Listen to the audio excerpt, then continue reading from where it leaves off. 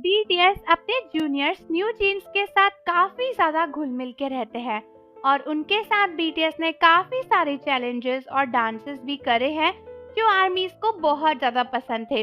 और इस टाइम पर न्यू जीन्स एक ऐसा ग्रुप है जो कि बहुत ही ज्यादा फेमस हो रहा है और बीटीएस के जूनियर्स और बीटीएस के क्लोज तो वो हैं ही। लेकिन रिसेंटली न्यू जीन्स ने कुछ ऐसा किया है जिसके बाद उन्हें काफी हेट्रेड मिल रही है। और दोस्तों, इस नफरत में घसीटे जा रहे हैं बीटीएस, क्योंकि कहीं ना कहीं बताया जा रहा है कि न्यू जीन्स और बीटीएस के कनेक्शंस काफी क्लोज है। और रिसेंटली न्यू जीन्स की हरकत के बाद कई सारे हेटर्स बीटीएस को भी टारगेट कर रहे हैं। तो आपको पता ही होगा, एडोर की सीईओ यानी एक्स सीईओ मिन हेजिन अपने हाइप के कॉन्ट्रैक्ट से बाहर हो चुकी हैं, क्योंकि उन्होंने काफी उल्टे फुल्टे काम करे थे, काफी इंफॉर्मेशन लीक करी, लोगों को धोखा दिया और उनका मेन गोल था कि वह एडोर को अलग करके हाइप से अपना ही एक लेबल क्रिएट करे। तो उसकी वजह से हाइप ने उन्हें निकाल दिया।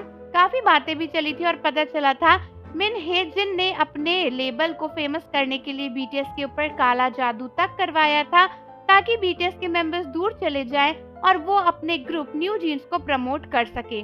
पहले तो लोगों को लगा कि न्यू जीन्स इसका शिकार है और लोग उन्हें काफी ज्यादा प्यार और सिंपैथी दे रहे थे। लेकिन रिसेंटली न्यू जीन्स के मेंबर ने लाइव आकर कई सारी बातें बताई। उसके साथ साथ उन्होंने ये बोला कि वो चाहते हैं कि उनके सीईओ मिन हेजिन वापस आ जाए और उनके ही कंपनी को वो रूल करे। साथ ही साथ उन्होंने ये सब बातें भी बोली कि वो हाइप को कुछ स्पेसिफाइड टाइम देना चाहते हैं, जिसके अंदर वो चाहते हैं कि मिन हेजिन वापस आ जाए। कहीं ना कहीं वो क्लियरली इंडिकेट कर रहे हैं कि वो अपना कॉन्ट्रैक्ट टर्मिनेट कर देंगे अगर मिन हेजिन वापस नहीं आई तो। ये सुनने के बाद कई सारे लोगों को लगता है कि न्यू जीन्स एक बहुत ही गलत ग्रुप है, जो कि सिर्फ और सिर्फ अंधाधुन मिन हेजिन को फॉलो कर रहे हैं, बिना ये बात सोचे समझे कि मिन हेजिन ने कितना गलत किया है। और इसी वजह से बीटीएस को भी काफी नफरत मिल रही है, क्योंकि बताया जा रहा है कि बीटीएस और न्यू जीन्स काफी क्लोज हैं। कई सारे हेटर्स कह रहे हैं कि बीटीएस को अपने जूनियर्स को थोड़ी तमीज सिखानी चाहिए थी।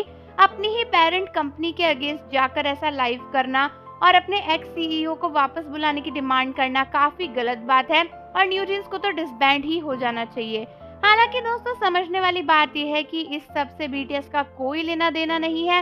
एज आर्टिस्ट और सीनियर्स और जूनियर्स बीटीएस उनके साथ काम करते थे, लेकिन उनके और मिन हेजिन के बीच में क्या है वो बीटीएस नहीं जानते। और जब से बीटीएस गए हैं उसके पीछे ये सब कुछ हुआ है।